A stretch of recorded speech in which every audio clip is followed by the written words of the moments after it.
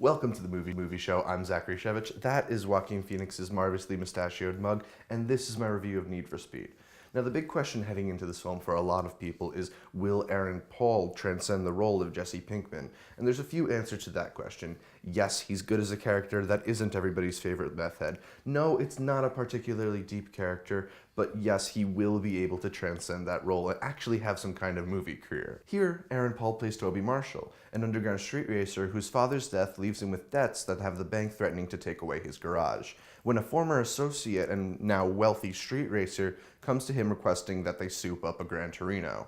There's an obvious unspoken animosity between the two, but despite that, Aaron Paul agrees to build the car, he gets the money, he impresses Dominic Cooper and Imogen Poots, and then ultimately decides to go racing with Dominic Cooper. As the race is coming to a close, Dominic Cooper's character, Dino, bumps into another one of the cars being driven by Aaron Paul's friends. The car careens off the bridge, crashes, and his friend dies. Worse than that, Aaron Paul, deciding to return to the crash site to try and help his friend, is then blamed for his friend's death and gets thrown in prison. And if you feel like I'm revealing too much of this backstory here, this is all stuff that should have been taken care of in the first 5 minutes. It's stuff that sets up the stuff you see in the trailer, yet it takes half an hour to watch on screen. And that's one of Need for Speed's biggest problems. It is just too long. The movie itself is an ungodly 130 minutes. The advertising leading up to the release of Need for Speed has sort of posited that this can be the Dark Knight for Fast and Furious movies, but where it fails in that regard is that all the drama lacks a certain weight that would make any of this stuff resonate. The storytelling isn't unique, the characters aren't well defined,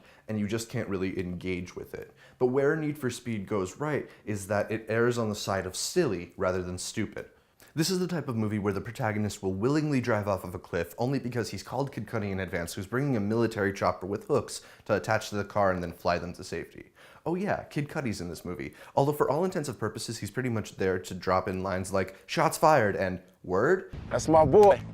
But Cudi is charming, like the rest of the racially diverse and engaging cast. There's a scene involving Rami Malek quitting his job that has no place in this movie, but it's just another silly, not stupid moment that keeps the film fun to watch. And that's what Need for Speed has going for it. It's not trying overly hard to be particularly great. It knows it's mainly a movie about racing cars, and in that aspect it delivers. There's entire sequences featuring American muscle, European exotic, and the races are scored with little to no soundtrack, letting you to focus on the sounds of the engines as well as the sound of the environments, in a way that really engages and pulls you into the races. Need for Speed also has the fortune of starring Aaron Paul, who, while he's not doing any spectacular work here, brings an everyman quality to the franchise that Paul Walker, Vin Diesel, Dwayne "The Rock" Johnson, Ludacris, and Tyrese Gibson were never able to bring to the Fast and the Furious. He's also funny here, and that's one of the best parts, that he can actually be charming in a role like this one. Ultimately, your ability to enjoy Need for Speed will depend on your willingness to tolerate lines like, "Forget the past, Toby, it's history." But ultimately, that doesn't keep Need for Speed from delivering good action sequences and exciting races. The movie definitely could have used more solidly constructed characters and a little less of the Michael Keaton cameo in the third act where he explains everything that's happening on screen. But what allows Need for Speed to succeed, at least in part, are its charming performances from its lead actors and its cleverly constructed action sequences. And no other movie this year will feature Kid Cudi saying the word twerking more than this one. On the movie show scale, Need for Speed gets 4.1.2, 4.12, 0.67